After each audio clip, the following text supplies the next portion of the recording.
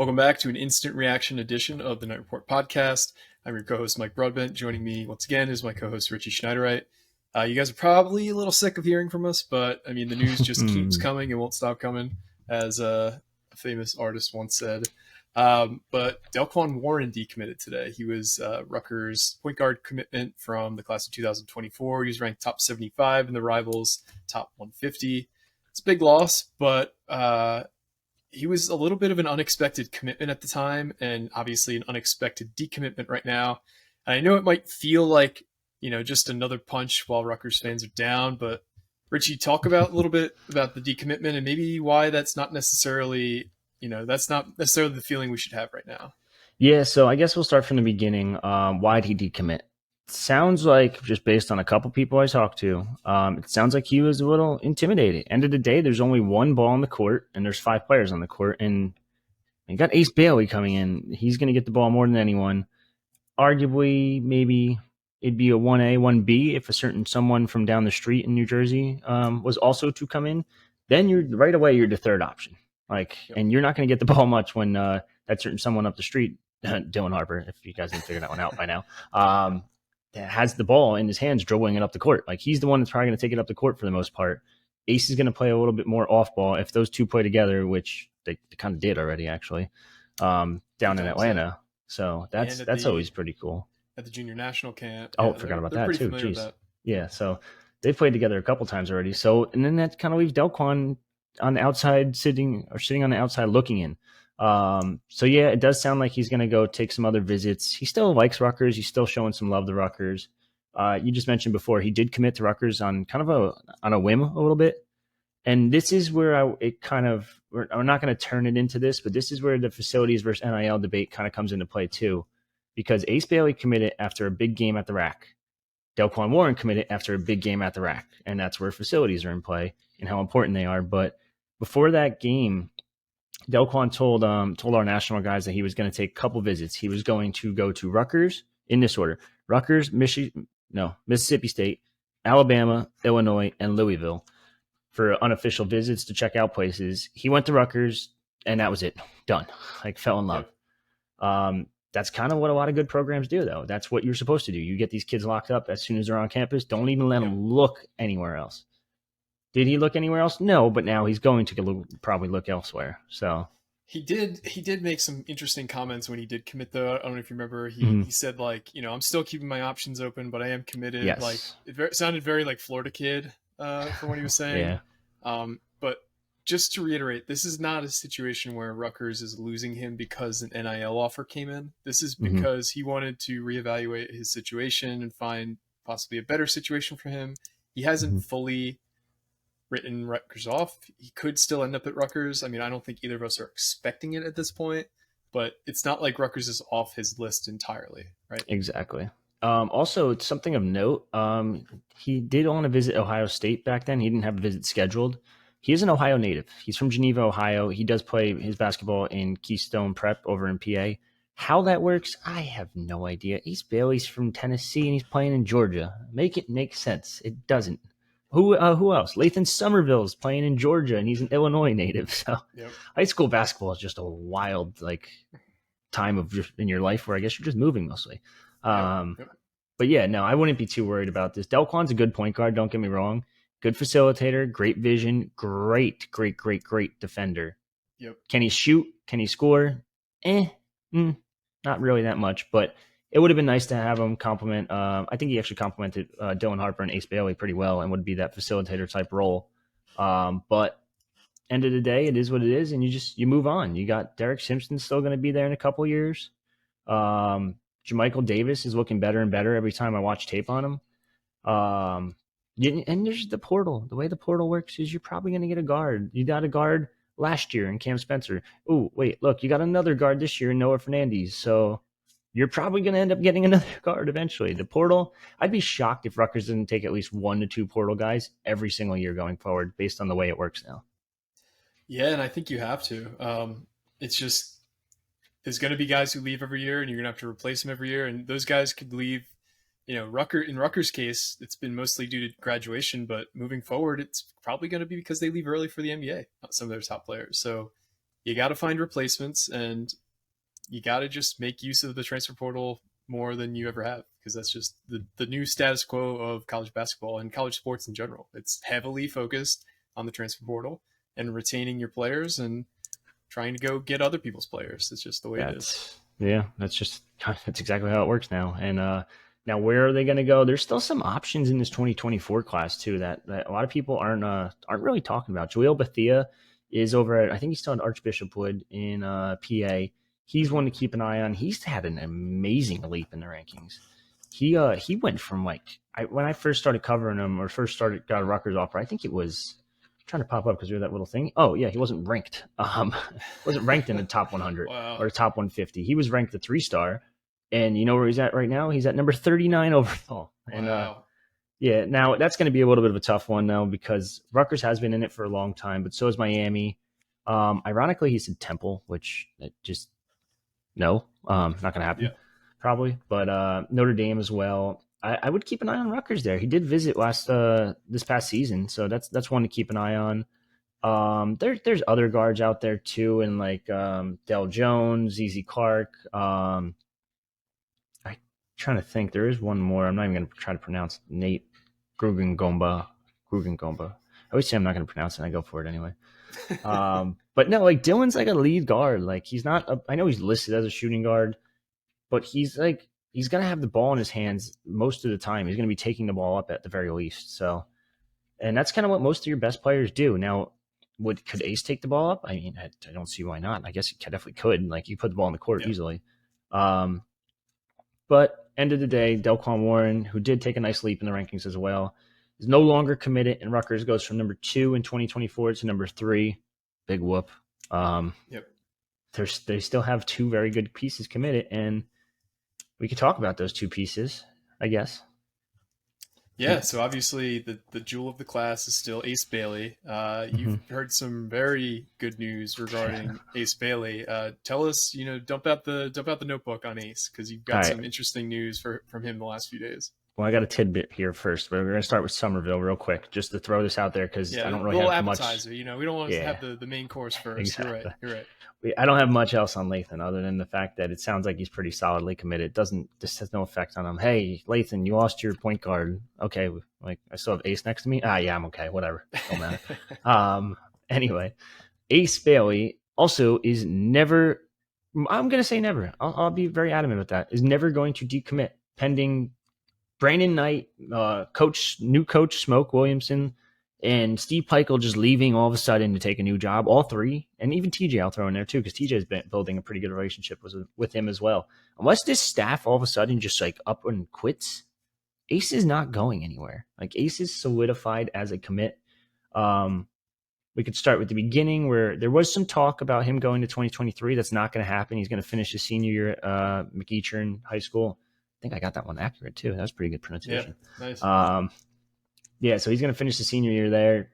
So do you mind if we talk about that for a second? So was it even possible for him to reclassify? Because I know he's kind of young for his age. He's still 16. He hasn't turned 17 till I think July. So would he have even been able to? There was talk that he probably could have. I don't know the logistics behind it, but there was talk that he probably could have if they wanted to. But after talking to a lot of people, doing their background and their research, it sounds like Ace is definitely going to stay another year in high school. They did look into it though, so that's always something to be interesting. An interesting wrinkle in that is that the NBA draft has a requirement. Not only do you have to be 1 year out of high school, but you have to turn 19 in that calendar year of the draft. So if he was to reclassify, he could not go to the NBA draft in 2024. He would still have to wait till 2025, similar to how the Omani Bates situation played out. So he reclassified, went to Memphis a year early. Things didn't work out. He went to Eastern Michigan. Now he's in the draft. So that's just a caveat to it. I mean, he could probably make good NIL money for 2 years rather than 1. But this is, obviously he's probably got good reasoning behind this decision. So there's that. He's not going to reclass. They looked into it. It is what it is. That's fine. I don't think anyone really minds it, because that 2024 lineup could be insanely special. But more importantly, for all you worrying, is he going to decommit? No, he's going to New Jersey this weekend. Like he's interesting. Yeah, he's going to New Jersey this weekend. Why is he going to New Jersey this weekend? I don't know. I just heard he's just going to go check out campus, hang out with some of the guys. I'm not sure if this is a fact or not, but move-in day is very, very soon. And he's going with Jermichael Davis. I don't know if it's going to be move-in day this weekend or an upcoming weekend because it does come up pretty fast. And I think it's usually June, but I think it's just Memorial Day weekend and he wants to get away. And it's kind of like, there's hey, 2 windows for it. I think you could come in May or June. Mm-hmm. So I think this is around the time you normally would move in for the May window. So yeah, I'm still trying to work on confirming if it's a move-in or not. I know him and Jermichael are both going to campus. I wouldn't be shocked if someone was just like hanging out with them because they talk a ton apparently. Like Ace Bailey and Dylan talk more than we do podcasts.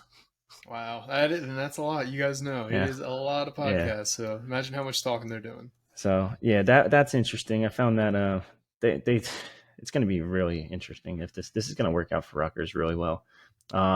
But yeah, Ace is coming to campus this weekend. So like, calm your worries. You're good. Like he's not going anywhere. I said it before, never decommitting pending the whole coaching staff leaving, which is also not happening.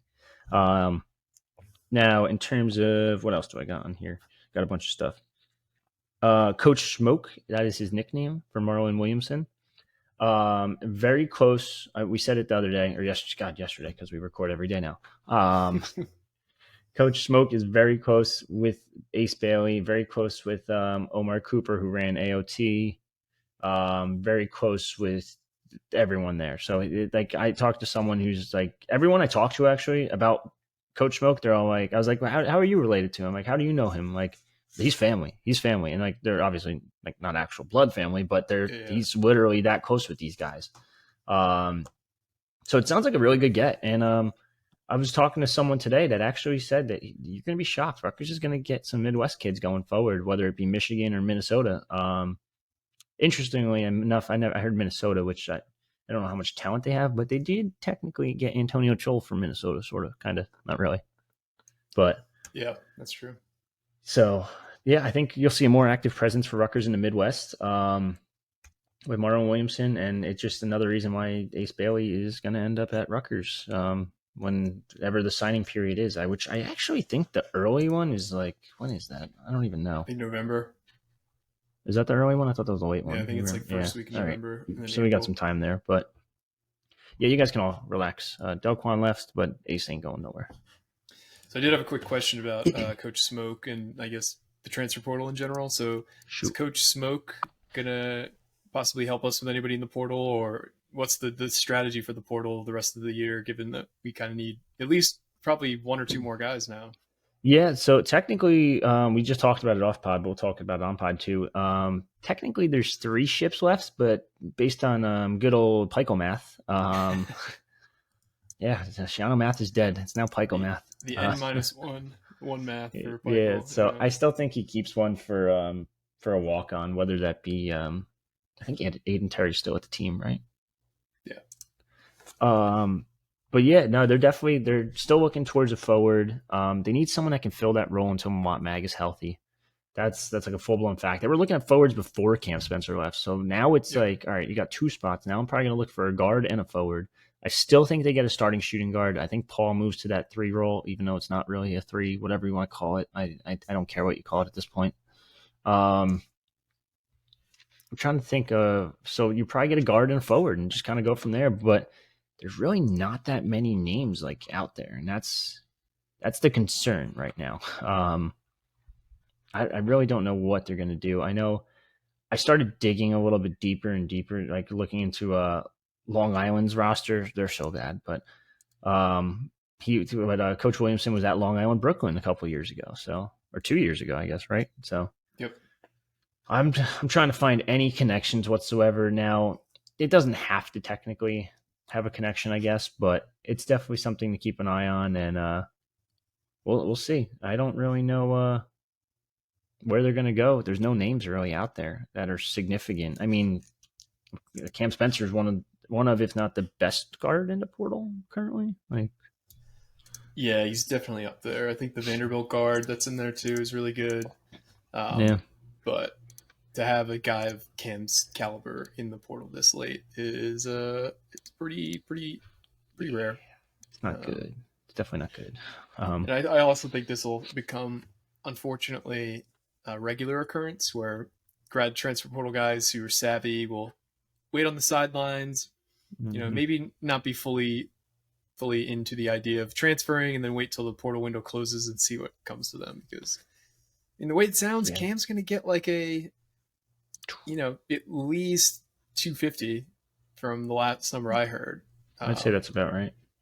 So, and from what I heard also, I recently, I won't say where, but I recently heard from a source that, the transfer portal is where the real money is in college basketball recruiting right now. Yeah. Like a guy like Pete Nance, who went from Northwestern to UNC, got like $800K.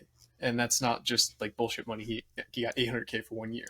So a lot of these guys are getting like serious NIL offers. Like some of it's been reported, some of it hasn't. And I'm also hearing from the same source that Rutgers has NIL. Like it's not, they don't spend it in the same way that like SEC schools spend, where they just kind of throw a ton of money at everybody. But it wouldn't surprise me if there was some kind of money set aside for certain players. Like, for example, like if Cliff comes back, he's going to need an NIL deal. And he can get one with that little travel thingy. He can get one. He hasn't entered the portal and he hasn't graduated, so he can't do the same thing Cam just did. But you got to take care of Cliff. You got to be ready for the Dylan Ace situation next year. So you need money set aside for that. So it wouldn't be surprising to me if there was money that was earmarked for certain things. Now, I do still think that NIL is a problem. NIL is not up to snuff for Rutgers the way it should be for a program of its relative stature. It's a Big Ten school. It's had a lot of success in a lot of big programs. So there's no doubt that it has to get better. But I do think that it's not as bad as the doom and gloom would indicate right now. Because they have fought off, like you said, they staved off the hyenas for Sam Brown. They staved off the hyenas for Aaron Lewis. They staved off the hyenas for Mawat Mag. Yeah. Like Rutgers has played pretty good defense in terms of keeping kids on campus. This is the first time we got burned. So that's why everybody's up in arms a bit. But it obviously is a problem. Like if Rutgers had the kind of NIL that a Kansas had, there's no way that Cam Spencer leaves. So it's tough because Cam's going to go to the biggest deal he gets that can give him a shot at, possibly winning a title. And I think I want to shout out Aaron Brightman because he's done some great reporting on the whole Cam Spencer situation. He had that information pretty early. But yeah, I don't know. I think it's easy to go really hard to one way or the other. When things are really good, it's easy to like talk about how it's going to be a national title year. When things are going bad, it's easy to say shut down the program. It's really hard to stay in the middle. So I think I challenge everyone to try and look at things from both sides of this current situation and not just think like we're fucked because we have no NIL. We do have some. It's not where it needs to be, but we do have some resources. Yeah. So, I was just peeking through our little transfer tracker on our the main Rivals website. Actually, it's on our website too. It's on the homepage. So I'm just looking and I'm like, who are the available shooting guards? Not many, number one, that are ranked, so to speak. So number 109 in the transfer portal rankings, though, Luther Muhammad. Why does that sound familiar? Jersey guy, Hudson Catholic, played at, he's from Irvington actually, played at Ohio State, then played at Arizona State. Okay, that's what now, mind you, he's been dinged up a little bit. He hasn't played a whole lot. I mean, he's played significant games. He just hasn't done much in those games. When he did get minutes, though, he averaged 7.6 his freshman year, and he's got skills. Like, it's not like he's a nobody. Another guy I'd probably keep a close eye on is Sean Duragordon. I don't know if you guys remember him. He's from Putnam Science Academy, everyone's favorite school now because Ndongo. But he ended up going to Missouri, then transferred to Austin Peay this past season where he averaged 12.4 as a guard. I guess he's technically a forward too. He's like that wing type. He's like a lengthy 6'5", 220. But yeah, I mean, shot 40% from the field. It's another guard dude that could score. Plus Fernandez is going to score a ton. So it's not like it's too crazy to have like, you don't need a scoring guard technically or shooting guard, whatever. So it's it's possible. I mean, it's something to keep an eye on for sure. We'll have to see what happens though. Yeah, definitely. So we kind of covered a lot here. Is there anything else we forgot or missed out, or you wanted to talk about before we sign off? Don't yeah, I want to go back to that NIL talk real quick. NIL versus facilities. That's where it's like, then there's a big debate on the thread, or I saw the thread start like an hour ago. And it's already got 10, oh, that's more than that. Replies. It's gonna go nuts. I can already tell. But I don't know what the question is there. I mean, what the answer is there, because some people want facilities, and facilities help you with recruiting. Like, facilities help huge in terms of, like, for example, Dellquan Warren and Ace Bailey. Now, that being said, I do think buying teams also helps too, but there's facilities do play a role in this. It's not just NIL at the end of the day. You need to be able to recruit these kids still. You have to still have a relationship.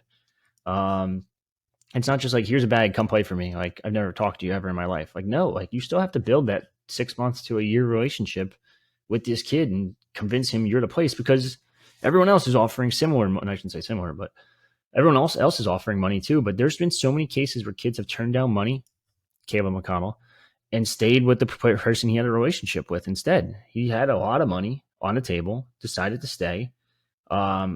Now that he's gone, I guess we could just say it. Florida State like offered him a fuck ton, like, and then he ended up staying. Like, and it's all because of relationships, and that's what you got to do too. It's not just like, you got, some people think it's just so easy. Like, here's your bag. Like, I'm good. I don't care who you are or who the coach is. And it's like, no, you still have to care a little bit. Like, it's still a place you're going to spend like a year or two at the very minimum. Well, guys, the sky's not falling. This has been a rough week. It does feel like things are all bad right now, but just kind of zoom out a little bit. Remember where we were and where we are now, and I think I got one more. Place. I got one more little tidbit I'm going to throw out here. Let's see how many people actually listen to this entire pod. If you're bored, I found a link to this interesting website, and I don't have a username or password for it, but if you're bored, just go to aecomsports.com and just let me know what you see, because I'm a little intrigued. I happened to stumble upon this thing, and I was like, oh shit, look at this. So if you guys are bored, if you don't know what ACOM Sports is by now, you're not listening to our podcast, and it's a little disappointing. But ACOM Sports is the I don't even know what they are, partner, I guess. Is that what we're going to call it? Partner for Rutgers athletics facilities buildings? Or I thought that they were a design firm or an architect. Design firm, maybe that's what it is. It says our sports and venues are uniquely tailored, blah, blah, blah. They're in charge of making venues in sports. Like, their most notable one is probably Barclays, I'm assuming, because it's the picture of their main page. But they have so many facilities. I think they played a hand in the Rock, and I believe they played a hand in the APC as well.